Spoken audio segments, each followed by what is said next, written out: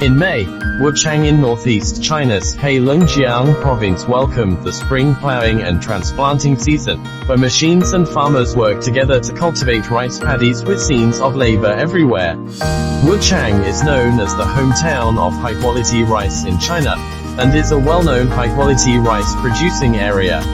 This year, the total area of rice planting in Wuchang is 1,674 square kilometers, including about 1,333 square kilometers of Wu rice number 4, popularly known as Dahuaxiang number 2.